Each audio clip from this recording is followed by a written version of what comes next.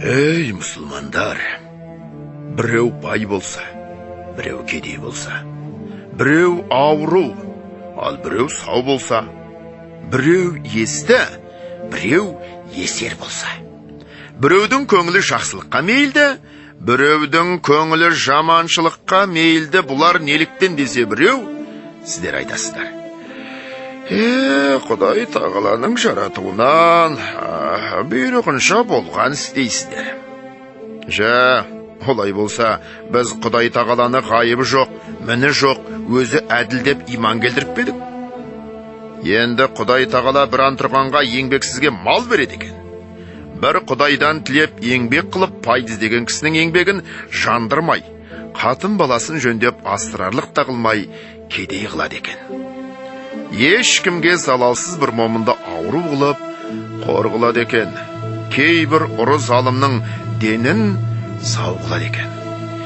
Әке шешесі бір, екі баланың бірін есті, бірін есер қылады екен. Тамам жұртқа бұзық болма, түзік бол деп жарлық шашып, жол салады екен.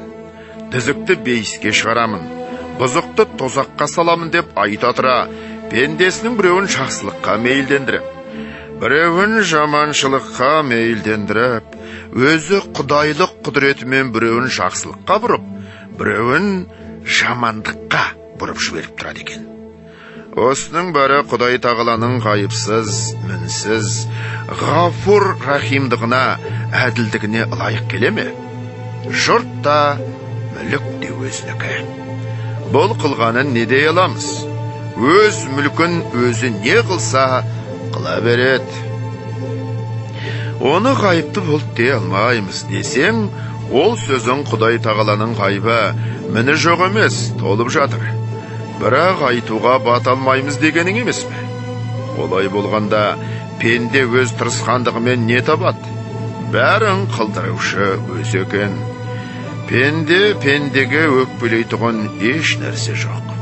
Кім жақсылық, кім жамандық қылса дағы, Құдайдан келген жарлықты қылып жүрген дейміз бе? Әрбір ақылы бар кісіге иман парыз, әрбір иманы бар кісіге ғибадат парыз екен. Және де әрбір рас іс ақылдан қорықпаса керек. Енді біз ақылды еркіне жібермесек, Құдай тағаланың ақылы бар кісіге иман парыз дегені қайда қалады? Мені таныған ақыл менен таныр дегені қайда қалады? Дініміздің бірі жасырын тұрған жалғаны жоқ болса, ақылды оны ойлама дегенімізге пенде бола ма? Ақыл тоқтамаған соң, діннің өзі неден болады?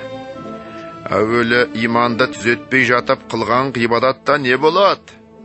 Жоқ, сен жақсылық жамандықты жаратқан Құдай. Ләкин қылдырған Құдай емес. Ауруды жаратқан Құдай, ауыртқан Құдай емес қой. Байлықты, кедейлікті жаратқан Құдай. Бай қылған, кедей қылған Құдай емес деп нанып, ұқсаң болар. Әйтпесе жоқ.